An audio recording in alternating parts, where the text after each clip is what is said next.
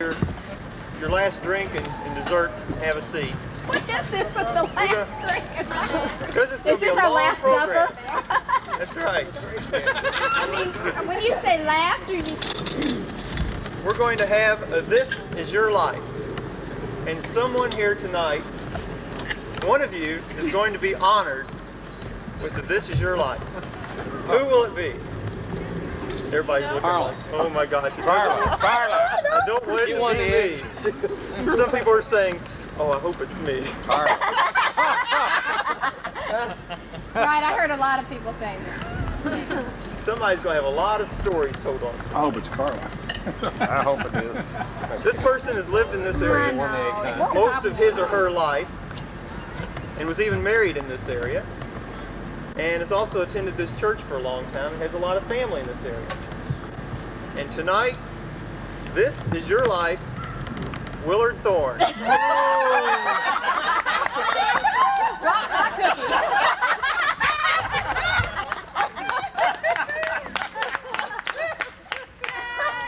Congratulations, Willard. There's nothing in it. It's just symbolic. Yeah, he's having a white eye. Well, white eye on me. Look at the camera. Oh! Wait for the camera. I've got the post and everything in my way. Hey, I need to get out here. And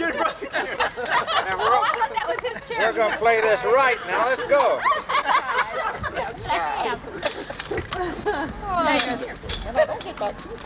Let me read you a few things that you may not know about Bill. First of all, I can't believe why you came out here. Now I know. he was born February 23rd, 19... What? Yeah, that's right. That's exactly right. Anybody know who his high school sweetheart was? Of course, it was Helen. Oh, yeah. Nobody guessed that. Scared me to death. I was going to get in trouble for something I had a long time. It's a revelation here. They were married July 3rd, 1937. This summer they'll have their 50th anniversary. They moved to Cincinnati for 1 year after they were married, but then came back to New Albany, where he worked for Thorn Company, which his father started in 1917. And he worked there all of his life until he retired in 1975. And he's also a coin collector, a stamp collector. He has 5 antique cars, and also I found out tonight that he collects hotel keys from all over the world.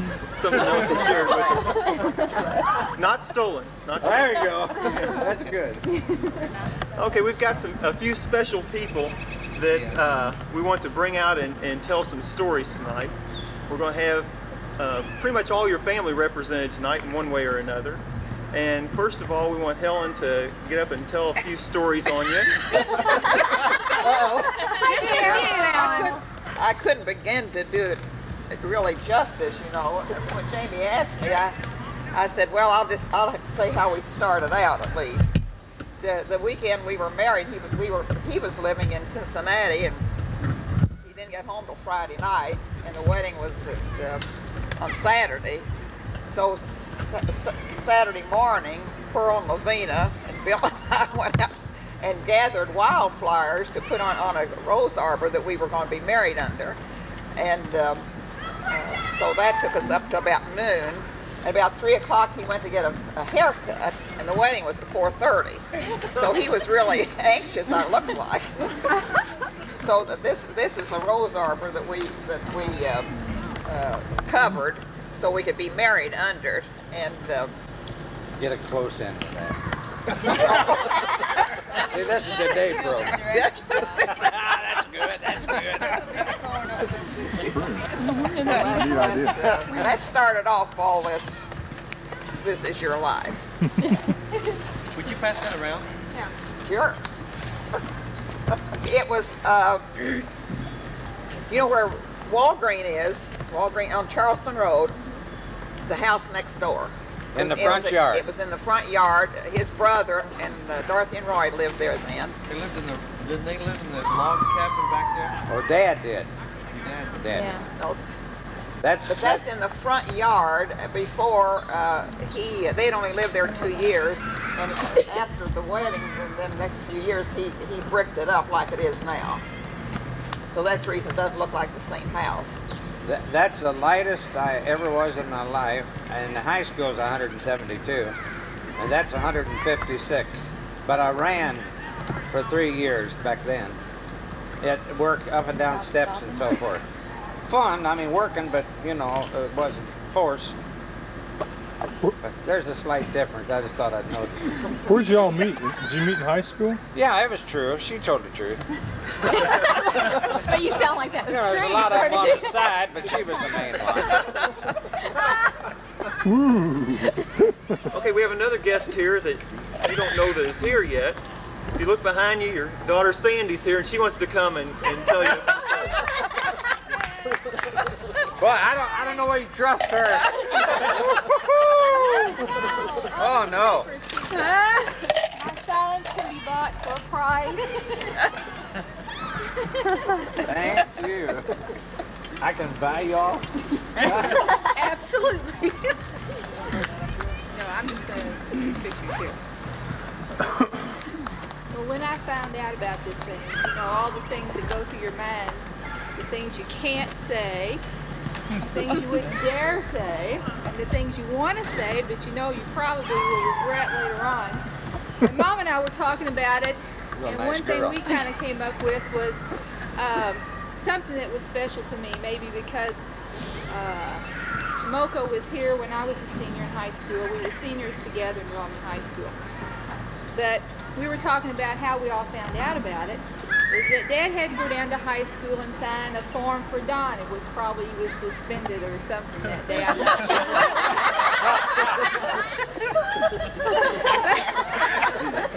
He had to be in high school, and he was there longer than he should have been. And by the time he got home, he was explaining to Mom that one of the secretaries down there had been explaining to him that New Albany Floyd County school system was trying to initiate the foreign exchange student program. It was called American Field Service at the time. And inquisitive as he is about everything, he wanted to know all there was to know about it. And before he left, he had signed us up. But he came home that afternoon, or that evening I think it was, and he was telling us what all the secretary had said. And later that night he told us that he was glad we all seemed fairly enthused about it because he had already signed us up. And he was glad that Mom was interested. She would be doing a lot of the road work involved in that situation.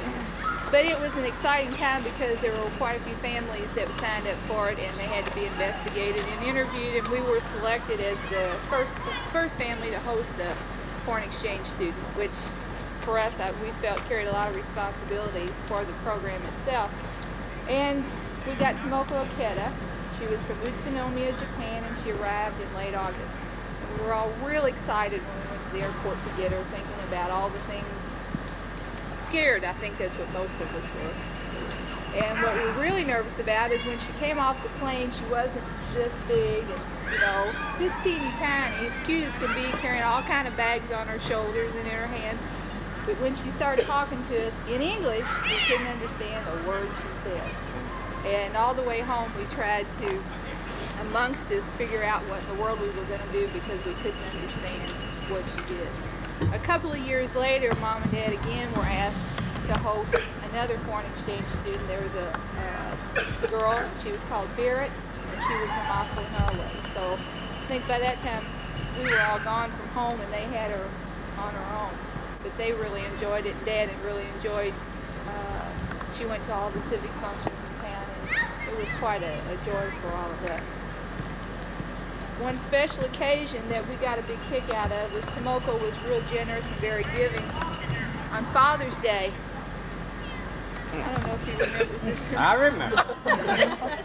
I remember. On Father's Day, Tomoko always gave gifts to everybody, and she always wrote lovely cards.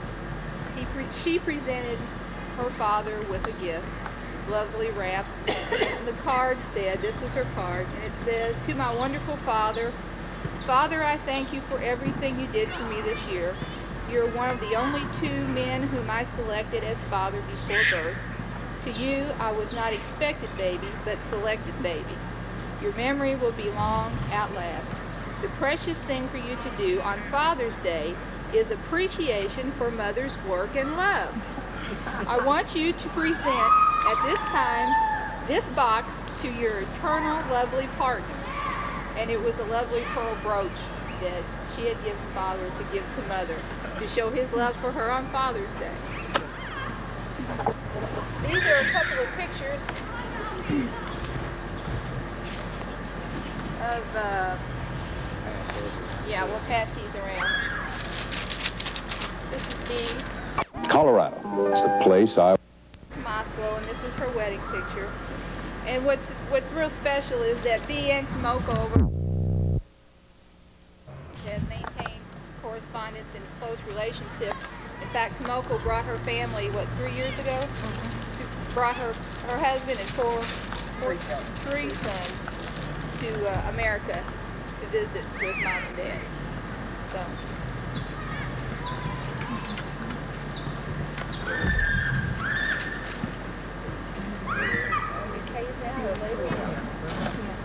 A little bit later. Okay. Have you got that? Okay. Yeah, I've got those.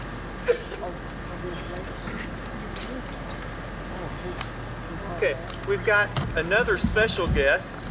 If you look behind you. Savina, look around this way. I didn't know you were supposed to see me. I didn't see you, so there. I didn't see you. You remember when Mom and Dad adopted you from the All Prayer Founders home? Right on. We kept that old boy singing that for a long, long time. Used to be a man, what was his name?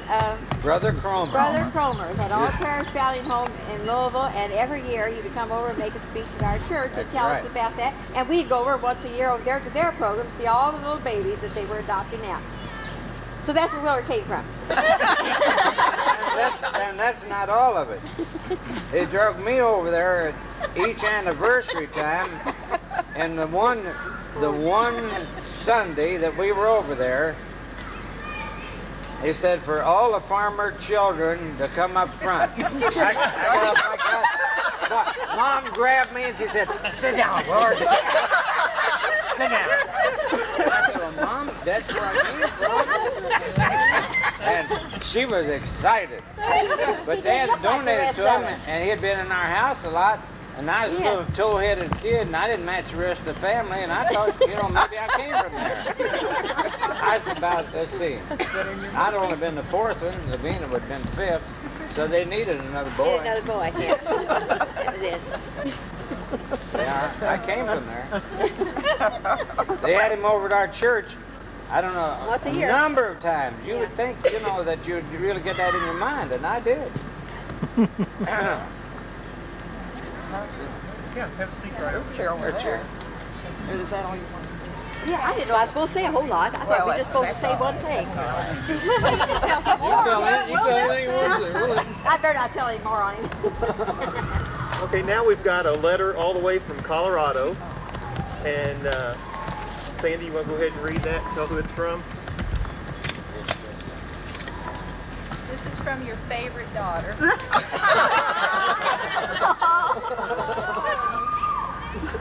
And the other one says the opposite.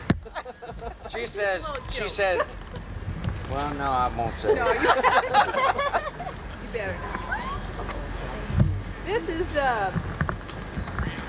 she wasn't sure how to approach this, so she just wrote what came to her mind and her heart, and this is probably expresses for all five of us, and all the other kids that lived in this house, which there were a lot more than just five between all of our friends, and we had friends that lived here, and this house is housed multitudes of children. Dad, when I think of you and the memories we share, these words come to mind.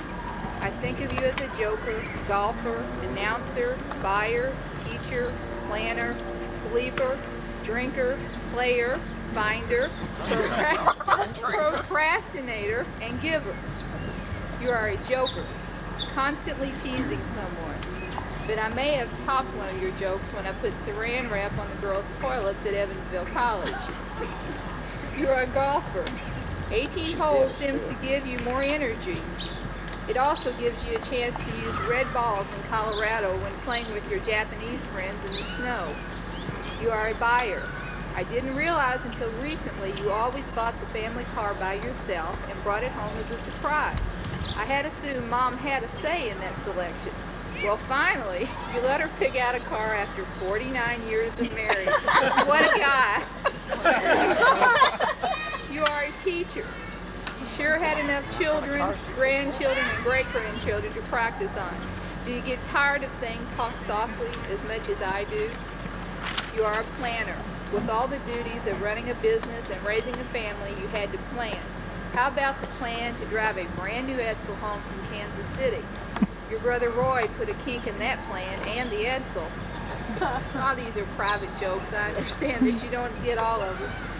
You are a sleeper. It amazes me how you keep track of the TV sports events you watch with both eyes closed. You are a drinker. McDonald's can't make a profit now because you show up with your McDonald's mug for free coffee twice a day. You are a player. I don't know of anyone who can play any sport once a year and always win. And he does. You are a finder.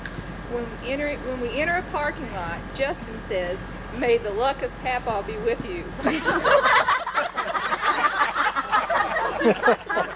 You have the ability to find the closest parking space in every lot you enter.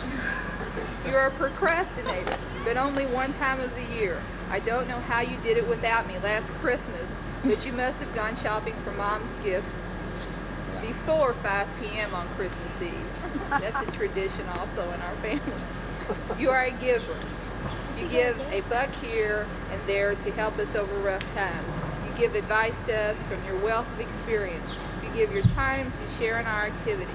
But most of all, you give your love so we in turn have a close and loving family. Thanks, Dad, or should I say Father. I love you, Kay. I'd like to find that man. That's sweet. Real sweet. Okay, Donnie, you want to come up and say something? Oh, don't turn that guy. Well, I have to apologize, first of all, because I really didn't know it was going to be this horrible. You look good on camera.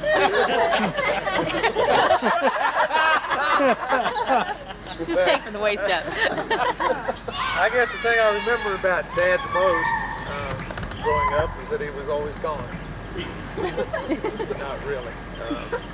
But he seemed to always work very, very hard to provide for all of us. We benefited from that, obviously.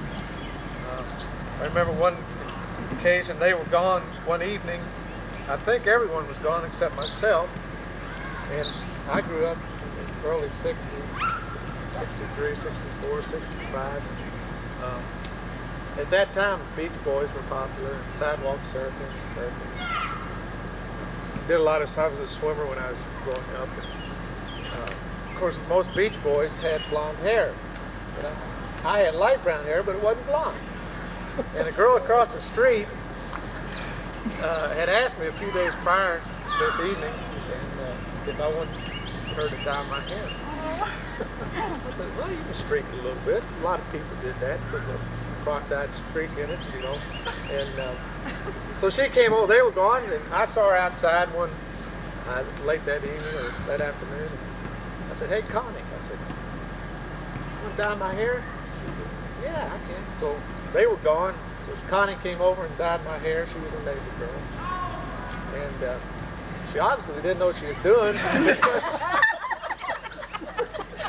Because my hair, I guess she left it on for too long. I really don't know much about this, but yeah, and even my black eyebrow caught some of it, I guess. But she unwrapped that towel and dried my hair. It was whiter than her pants.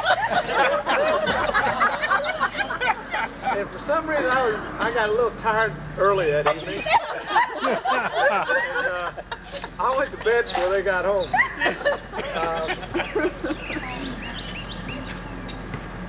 when they came home, of course, they checked the house, you know. They didn't hear me or see me, so they came down to my room, which is into the hall on the right. Mom walked in the room and turns the light on. Said, "Bill, she said, come here. There's a girl in downstairs." Running down there.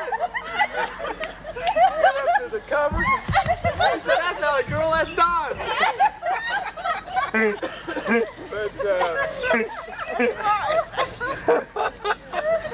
So I had white hair then. But I guess I gave him some white hair along the way. One other incident that I recall, thinking about since yesterday what to say. When I was 16, 17, I had my license anyway. One evening I borrowed one of their cars, but I didn't have my own car then. I didn't have a date, I don't guess. I don't recall that. But I was out at some friend's house out on State Street.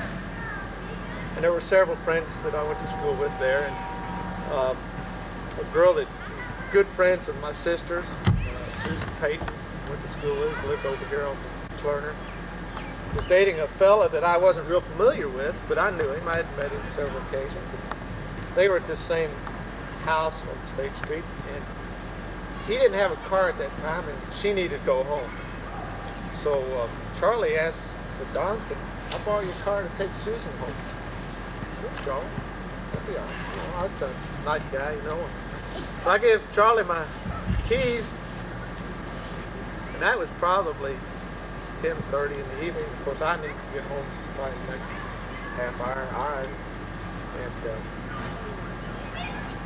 well, 11:30 came and went. 12:30 came and went. Charlie just still hadn't come back. I said, well, maybe Charlie and Susan stopped for Coke on the way home out to the old Jerry's on Charleston Road. And I said, but Coke. Jerry's closed at 12, I remember. And 1:30 came, and it passed. And 2:30 came, and it passed. And I was worried. I was worried. 3:30 came and passed. You know, I kept thinking, telling myself, Charlie's going to show up with my car. And I'm going to sneak home and get into bed before they know I'm not home. Well, I don't know if I unlocked it that night. But anyway, 4:30, and this was summer, of course, and you get dawn comes about 5. 4:15, 4:30, I said, I got to go home. Of course, everybody else had left, and this person's house that lived there, they were asleep. So I started walking from Beatty's funeral home. Everybody knows where that is, on State Street. That was a residence back then. And so I started walking from Beatty's funeral home, which is now Millerwood, at 4:30 in the morning. And I was just a little towhead. I didn't know. I was trying to think of something to tell Dad, because I knew Mom probably hadn't been asleep all night, so I was hoping she had a rough night and fell asleep. But I thought I had it made. I got to Charleston Road and McDonald Lane, which is just the other side of Winn-Dixie up here, and I saw that black '64 Ford Galaxy coming up the road. I said, oh boy. I saw Dad and I said, oh, please don't kill me. And he saw me. He opened the door and he said, where's your car? I said, I wish I could tell you. He said, well, you got any idea? And so I told him the story of what I did to try to help somebody. And I borrowed it. He said, well, we better go find it. It's hard telling where that thing is. So we rode city of New Albany that morning early, and I think we found it down on I thought he had gone home and then down by the K&I Bridge is where it was. Yeah. One of those streets back there where a friend of his happened to come to. I guess that was an occasion where maybe I helped him along with Harry's got now. But we appreciate everything he's done for us. personality. So thank you. Well, Phil wasn't able to be here tonight, so he wrote up something that he wants me to read. It's a letter, and also there's some pictures back here also. Dear Dad, I'm sorry I will not be able to attend your party tonight, but I wanted to share some of my thoughts with you and the group. I was privileged to work for and with my father for almost 22 years. We had mostly very good times working together, but on rare occasions things would be difficult, mostly due to a very young and bullheaded son.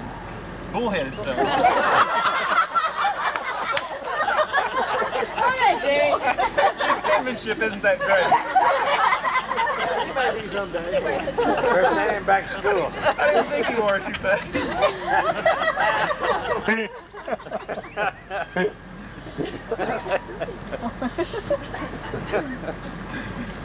Okay. He's Try to gonna read grab it. one word here. But this period of time provided an education for me that I could not have received any other way. Many of the ideas my father taught me are put to use on a daily basis as I manage the business that Joanne and I own. Besides being my boss for a number of years, he was always a father and a friend first. Our relationship always came before any other. As a very successful businessman, he always looked beyond the profit and loss aspect of a decision to the people involved. He was always concerned for the individual and how his decisions would affect those persons. He also has a deep concern and commitment to the community that supported the business that he ran so well. He has been active and has chaired almost every community-based organization you can name. He also has been very active in many state, regional, and national organizations. He was also involved in the leadership of many of these groups. Because of his leadership and high Christian ideals, he has provided a firm foundation for each of his family to build upon, as well as the generations that will follow. Dad, please accept my sincere love and appreciation for all that you have provided me throughout the years. Love, Billy. P.S. As with any great person or achievement, is normally not done in a vacuum. Mother was and is a vital part of Dad's success and will continue to be a strong part of a great team. Her support and contribution are to what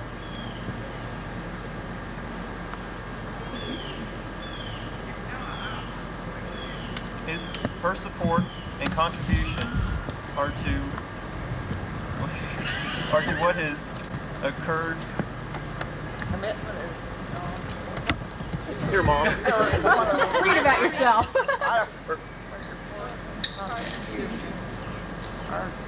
what has occurred are unmeasurable to what has occurred. Oh, her support and contribution are to what has occurred are unmeasurable.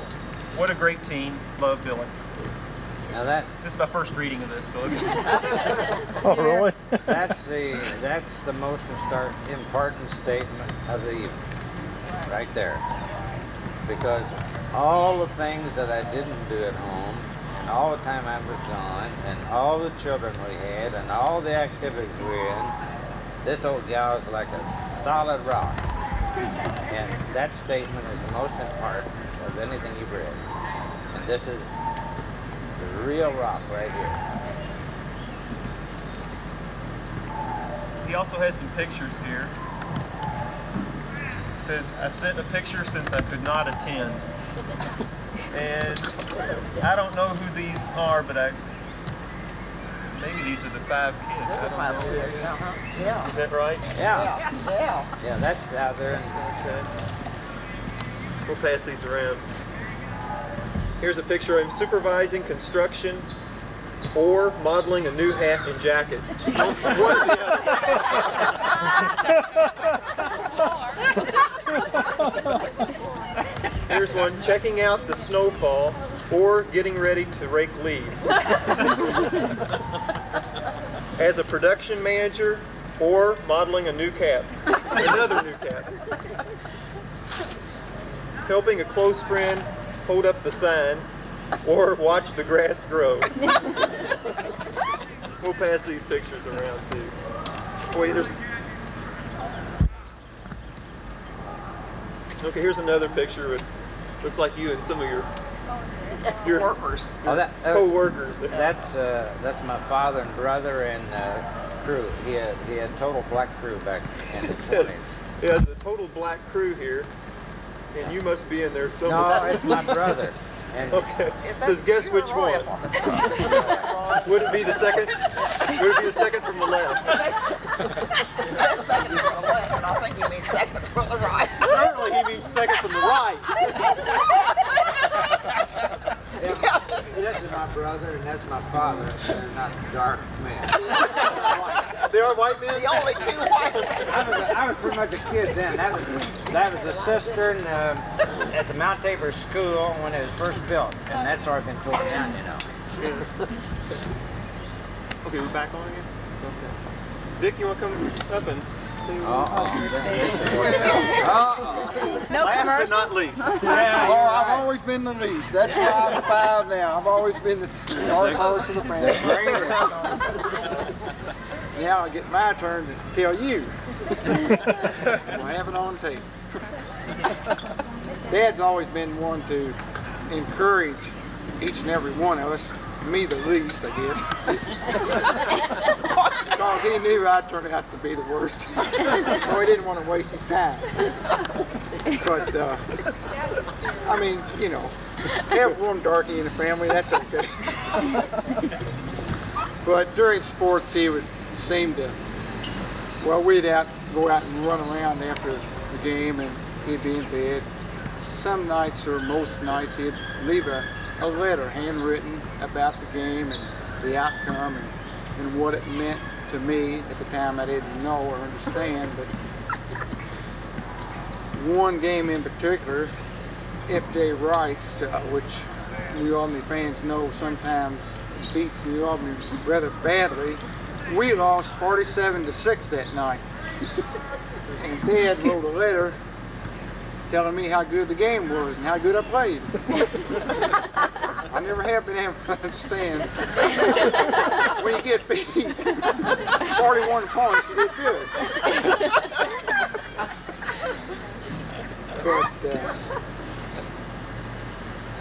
But down through the years, it's been some easy times and some difficult times, especially in my hard head. I thought I knew what I wanted, and I never have until the last 4 or 5 years. I settled down, and I've got a great family, and I think all of this draws back to his devotion and church and to God dedication that he has through the years shown all of our kids that even though some Sundays he might have to shove us in the car and hog tie us and throw us in church, we were there. Whether we didn't want to be, that didn't matter. We were there. And over a period of years, it finally soaked in. But I'm glad he did that. And I can't just say that of him. I got to get Mom in there because she's the rock. That's right. She's always there. Without her, I probably wouldn't be here now. You never know. It sounds good on TV. I've got paid to do this. I got a contract. Carry on. Oh, this strip club, right? One thing, we used to have some horses over there that I was tricked into feeding. I'm the older brother because I was always the dumb one. But one night I was like this. I was scared. It was dark. I was feeding the horse and I heard a noise. I thought this big monster was going to get me. I started yelling for Dad, but I was petrified. I couldn't move. I knew that was the end of it, see. I kept yelling for him. He finally heard me, and he came over there and walked up to me and held me and brought me back. And I've never forgotten that a father can quench all the undecision or the undecidedness in your mind, that he can bridge that gap of darkness that you don't know at the other end. And that's one thing that's always stuck with me, that he's always there. We've had some good times. One in particular was yesterday. We got to play golf together, just Dad and I by ourselves, and that was the first time ever that I got to play with such a professional. He has a green jacket too. He does. I think he got his pennies in. But we had a good time. He's a clown, a straight man, really. He'll tell us something silly joke and just deadpan you all the way, like, you know. He played one of his worst games. How can you play good beside a clown? I mean, this guy. He gave blood at 10:30, and he's always talking all afternoon how weak he was. He gave blood. Hey, that's a good excuse. He gave blood and got off the half a day and come out to play golf. You mean he couldn't go back to work, but he could play golf? Yeah, that's right. In his weakened condition. Well, I'm going to quit. I'm just going to say that I love you very much. All of us do. And without your dedication and devotion, I'm just speechless.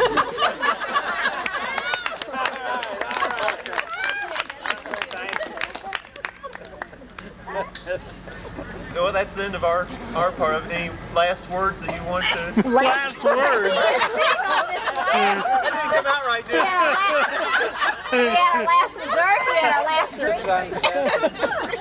As the sun is sitting in the We'll go west. home in peace and quiet. When you're gone, we'll go back and look at the tape. Complimentary standpoint, but it's very amusing and interesting, and I really want to meet that guy sometime. And if I do, I think I'll be quite happy. Yeah, we've had a good time, and family, the crucial test is going to be this summer, because Thorn family, you'll know we really got something. And I think we will. In fact, I know we will. Where are you going? Yellowstone, Badlands, Tetons, Whitewater trip, Mount Rushmore, stop by Denver Caves. You need any more adopted families? Yeah, that's what I was thinking. We got a pretty big load right now. Sounds marvelous. I thank all of you. Very nice. Appreciate it.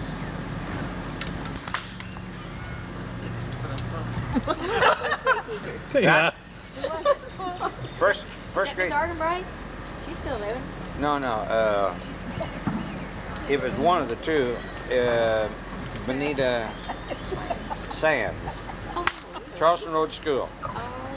And I stood in the corner a number of times, facing the wall, like a second grade kid, because the teacher was a friend of mine that Guy Neil Foreman and I, we always raised. He lived 2 doors from me, and her name was Benita Sams, and you know how little kids do.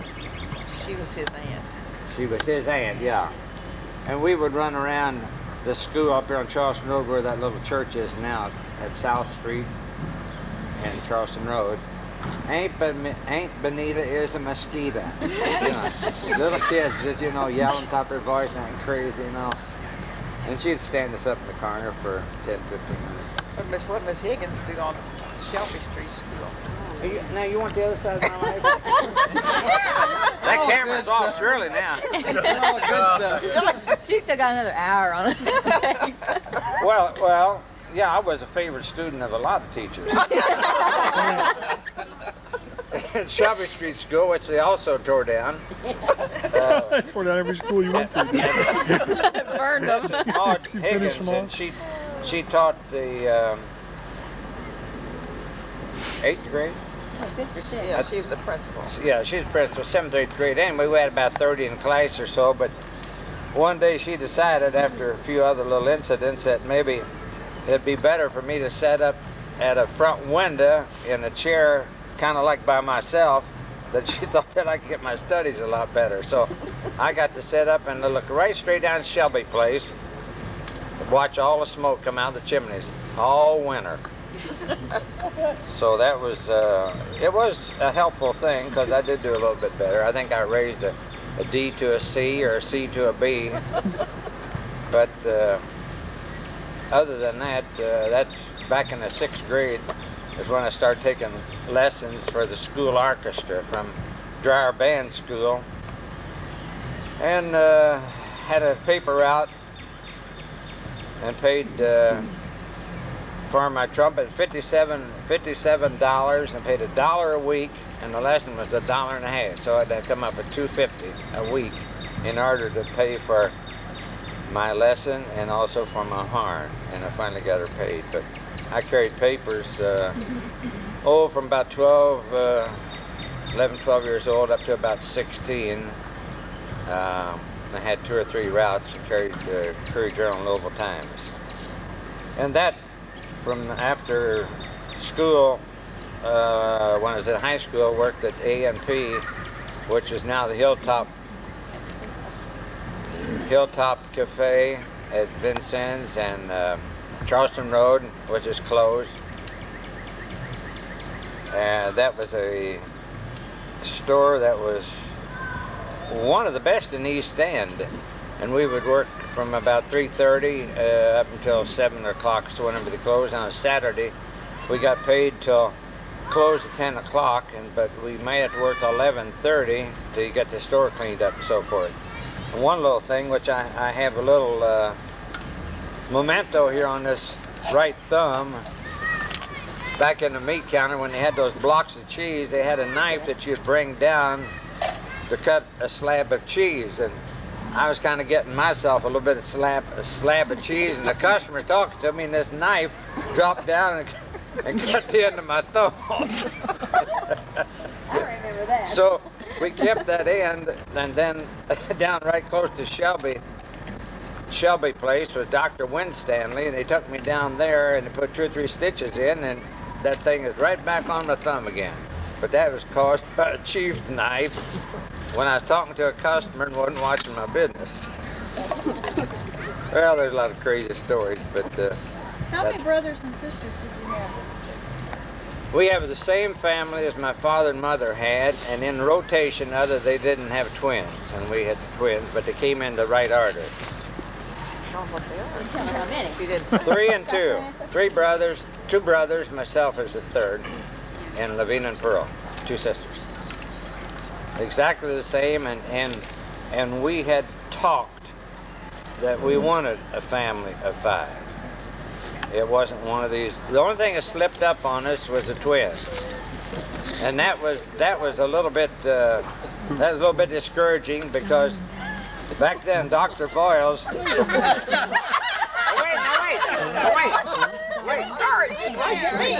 Wait a minute. I take offense to that. I'll go back to the original. That was a little bit discouraging, because at that time Dr. Voiles did not come through with the projection that it might be twins. They didn't think too much about that then. And I'll tell you the reason that I was really unhappy, because Rice Furniture was having on all baby furniture, if you bought one, you got another one free. If you had twins. And Doc Voiles never did tell us that we were going to have twins. So I told him, I said, look, that's not too hot. I could have made a lot of money with these twins. I'd bought a one of each and got all this other and sold the second set. But he said, well, I wasn't expecting it either. So anyway, we went to St. Mary's Hospital, which is St. Edward's, which is the Providence home. Providence home, and there's a boy in there named Bob Richardson. It was the first child that they were going to have, and he was in the waiting room, just the two of us. And he was walking back and forth, smoking cigarettes. And I said, Bob, for goodness sake, I said, you know, settle down. I said, don't act so crazy. I mean, this is just a child that you're going to have. He said, man, I'm nervous. He said, I can't handle it. I said, well, goodness sake, you ought to settle down. I got 2 or 3 here, and there's no problem. And just as I got through saying that, this Catholic nurse come whipping out of that room, and she said, Mr. Thorn? I said, yeah. She said, the first one is a girl. I said, first? You mean there's more? You must be kidding. I said, you must be kidding. She said, in a stern voice, she said, young man, we don't kid about things like that. She wheeled around, went back in there. And about another few minutes, she come out and said, other than the boy. And boy, that Bob Richardson about tore me up in. So you talk about being excited, and Sandy was only 19 months, and I knew what that meant for me. That meant get to work. And that's what happened. Yeah, I remember when Helen, you came to my house and you had Sandy in the little stroller, and Helen hollered back, this is the caboose. Remember? Well, that's the end of that story. Billy always played trains and everything. Everything was a caboose and an engine and a coal car and all like that, you know. So we kids, we said, well, this is a caboose. But it didn't happen to be the caboose. No, now modern technology can tell you anything about what you're going to get.